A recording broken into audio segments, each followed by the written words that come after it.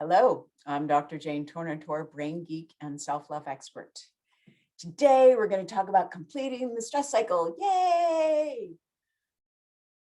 It's fascinating. If you've been following me at all recently, you know I am loving this book, Burnout, by Emily and Amelia Nagoski. And today, I'm going to be talking about probably the most important thing I've taken from this book, and that is to complete the stress cycle.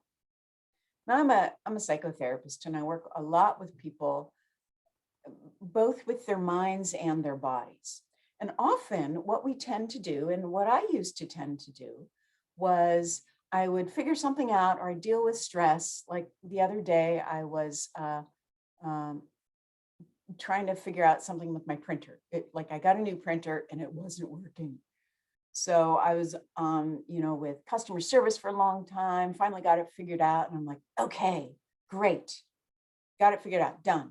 Except my body was still holding the stress from the frustration of not being able to figure out this printer issue on my own. So because I'd read this book, Burnout, I went, oh, I'm done mentally, but my body is still holding on to the stress. So I did what they call complete the stress cycle. And I'm going to share what that is with you. Completing the stress cycle is not only finishing the thing in our brain, or if an event is done and then we're like, oh, thank God that's done. Now I can relax. Our body doesn't know it's okay to relax unless we let it know it's okay to relax. And we do that by doing something that lets the body know, which includes physical exercise. That's awesome.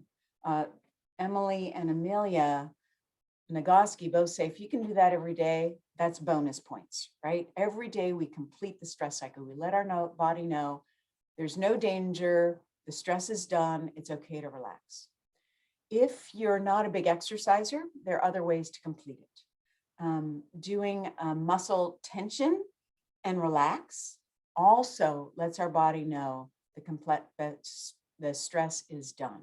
I have got a video or an audio on my YouTube channel, Everyday Love. If you type in Jane Tornator with it, you'll get it. Otherwise, you get the Everyday Love song, which is way more popular. But anyway, that's an audio of progressive muscle tension and relaxation, which is such a great way to let stress go from our body. Another way is to cry. There's a reason we cry, people. We cry because it releases the tension. How many times have you had a big old cry and you're kind of like a limp noodle afterwards? That's because your body has released all that stress you were holding on before you cried. Laughing, like really big gut laughing, is another way.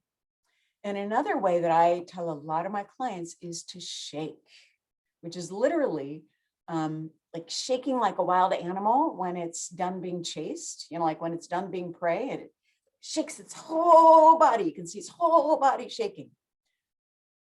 Great way to release stress. I sometimes do that when I can't do exercise. I will just shake for about a minute or two, and it's amazing how much different my body feels. So those are some great ways to release stress. I would recommend doing it at least once a day if you can, because email messages, text messages, and then somebody says, we have to talk. They all kind of like, they create stress in us, and we constantly build it up. We are not constantly releasing it. If you can do it once a day, that's a great way to start creating a more balanced nervous system. So if you find this helpful for you, or if you know somebody who's super stressed out and just kind of holds on to it all the time, please forward them this video. And I hope you and whoever you forward it to find it extremely helpful. In the meantime, take good care. Bye.